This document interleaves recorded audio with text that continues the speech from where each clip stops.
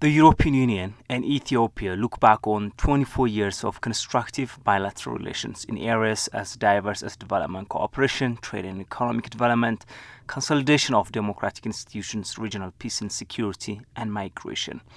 Such strong cooperation has been appreciated during the EU Day celebration here in Ethiopia. Ambassador of the European Union to Ethiopia, Ambassador Ronald Kobe, during the occasion stated that Ethiopia is one of the EU's important partners on the African continent, active in regional peace and security, as well as on thematic international debates such as climate change. The EU and Ethiopia engaged to support and reinforce mechanisms aimed to promote decent work and the economic and social migration of vulnerable populations, paying particular attention to institutions of extreme poverty and social exclusion. Peace is, as I said, the foundation. Number two, social sectors. I think it's very important, and this is one of the focus of our work here in Ethiopia, is social sectors. Bring back the children to school. Build school, renovate schools, give equipment, give books, and so on. So we have a lot of programs with our implementing partners, UNICEF and others, NGOs, to try to help reconstruct the schools that were destroyed by the war. And we have made a lot of offers in Ethiopia to be a constructive, positive partner for peace and security. And we try our best, but there needs to be a willingness also of the host authorities to involve us in peace and security. The ambassador also noted that the EU delegation works to facilitate the participation of greater numbers of Ethiopian students, university staff and researchers through the Erasmus Scholarship Program and to continue to work on the mutual recognition of academic degrees.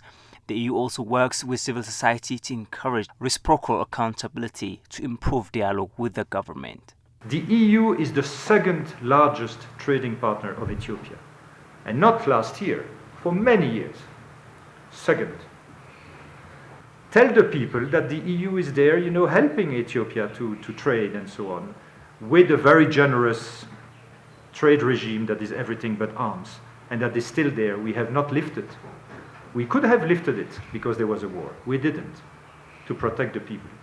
So tell the people that the EU is the second largest partner, the second exporter, the second destination for exports, the second importer, the second foreign direct investments, or even the first sometimes, depends on the year. So as Javier was saying, we invest in Ethiopia. The European Chamber of Commerce is an organization that is doing incredibly good job. They have 180 companies, European companies that work in Ethiopia, that create jobs. We have created tens of thousands of jobs. That means that tens of thousands of families depend on these jobs.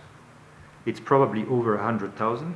Ambassador Ronald also stated over the past 2 decades, Ethiopia has been expanding access to health services, and despite the progress in access, huge challenges remain in improving the quality of healthcare and addressing health inequalities.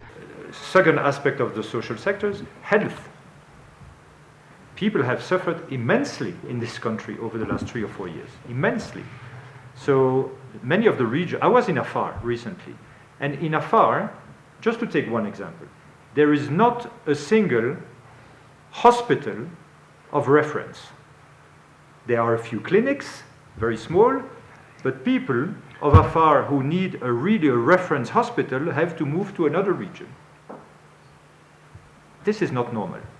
Every region should at least have one reference hospital that can really take care of the people for serious, problems. The EU promotes European culture and intercultural dialogue as a core part of the EU public diplomacy, working hand in hand with the EU member states. In Ethiopia, there are 4 member European Union national cultural institutes, namely British Council, the French Alliance Ethio-Francis, the German Goethe Institute, and the Italian Cultural Institute. The EU and its member states pursue an open dialogue on migration with Ethiopia through the common agenda for migration and mobility with the framework of the strategic engagement and sectoral dialogue on migration.